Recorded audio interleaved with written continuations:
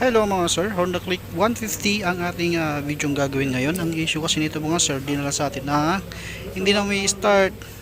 At ito nga ay na-check na nga yung kanyang battery harness ay sunog-sunog. Kaya ito yung lagi kong sinasabi na kapag medyo nagkakaedad na yung unit natin mga sir, napaka-importanting pinapacheck yan. Kahit na isang beses sa isang taon, napaka-importante. Yan, nakikita nyo naman sa video na yung mga wire niya ay totaling ano na, hindi na pwedeng pakinabangan. Kapag ka mga ganito, palitan nyo na lang ng bago.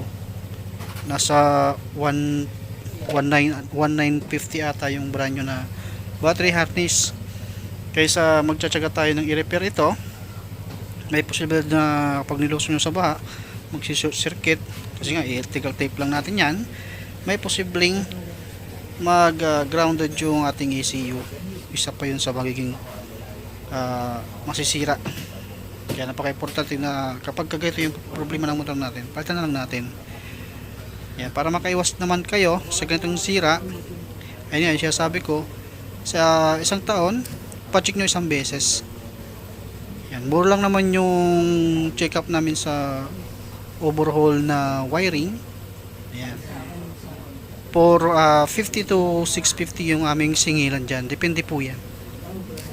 Kaya ito ay chinecheck natin lahat kung ano pa yung mga problema pa bukod dun sa battery harness para ma-check na natin lahat. Dahil kapag ka nagkakaedad na yung unit natin, ayun nga, nagko-corrosion yung mga wire. Ito yung mga nagiging problema talaga ng mga FI, hindi lang si Honda, lahat din ng motor sa katagalan. Kaya napaka-importanting ipacheck nyo yan mga sir, kahit isang beses lang sa isang taon. At ito nga, kinakalkal na natin at ilalabas natin yung kanyang battery harness. Click 152. Buti nga lang sa pagkasira ng battery harness, hindi nasira. At ito nga, nilabas niyo yung ating battery harness. Ayan, nakikita nyo naman na marami ng ayan kapag nagugas tayo, nilusong natin sa baha, ayun na, doon na magkakaroon ng problema ng unit.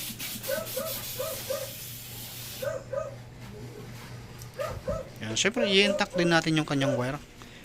Yung mga posibilidad na may problema or sanhi ng pagkakagasgasan ng wire ay i-intact natin yan. Ayan na. Yung harness na yan mga sira, papunta yan sa may airbox. At ito naman yung brand new nating battery harness. Ayan, ito na yung bago.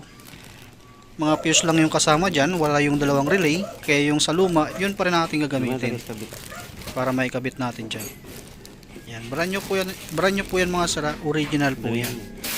At syempre, pinapakita rin namin yan sa customer para magiging aware din sila na yung ating pisang ginamit ay original talaga. Pagka 150, dapat pang 150 rin yung gagamitin nyo. Kasi may sa 150 kasi mga sir, may isang sakit na mayroon kay 150. Sa 125, walang sakit yung isa dun. Kaya hindi sila parehas. Yan, ito na yung bago natin. Kung paano nyo tinanggal yung lumang battery harness, ganun din ang pagbalik sa bago. Siyempre, nisprayan din natin ng contact cleaner yan para matanggal yung corrosion. Yan, medyo chinecheck natin mabuti. Ayan na, at nakakabit na yung battery harness natin. Tapos battery nakakabit na rin.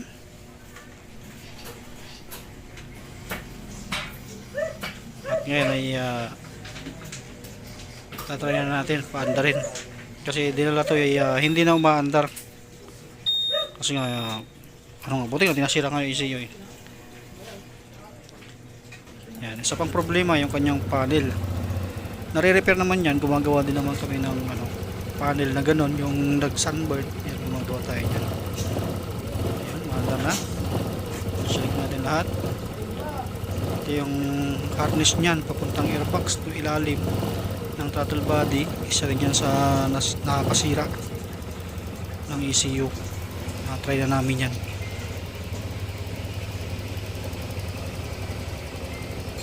Okay, goods na.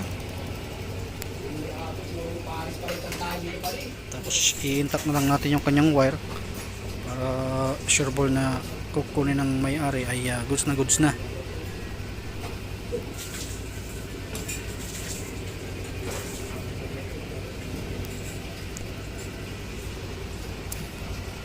Okay, yan. Pasimple-simple lang si Hapon.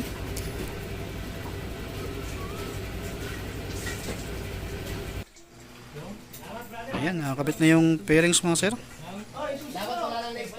Sinurtcut na natin para hindi umaba yung video natin. At tatry natin pa-under din yan. Narinig nyo naman kanina, uma-under na. Kung hindi pa nakakabit yung pairings, eh, pa-under din natin uli.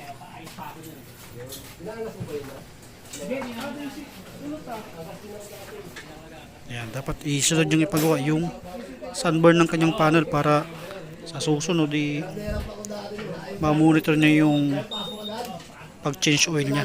Napaka-importante kasi yan na naisiset natin yung kung kailan tayo dapat mag-change oil para malagaan yung makina. Kita niyo man, maandar na.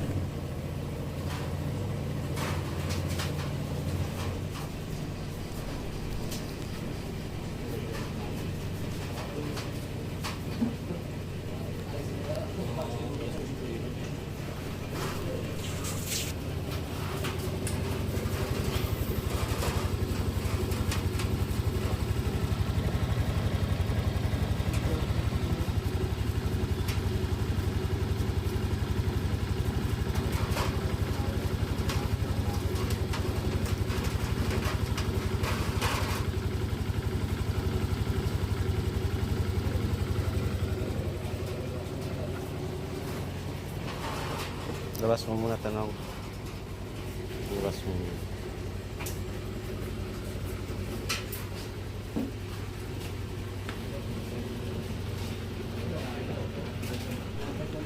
Yan, ito mga sala, natapos na rin natin yung matagal na rin natin na-stock na motor dito. Yan, umaandar na rin to kasi kukunin na rin ng may-ari yan. Matagal lang naman yan dahil sa ECU.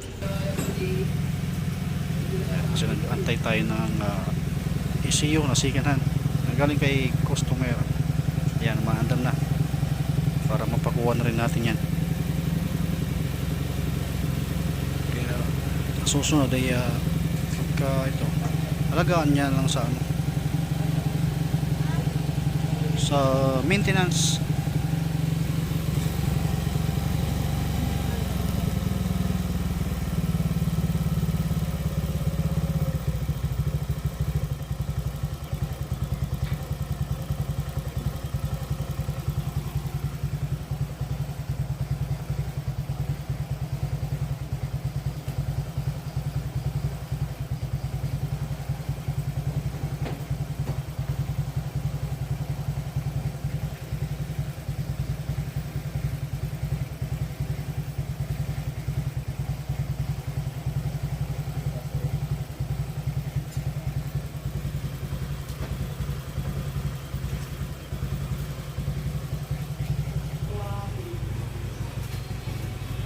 Hintagin mo no.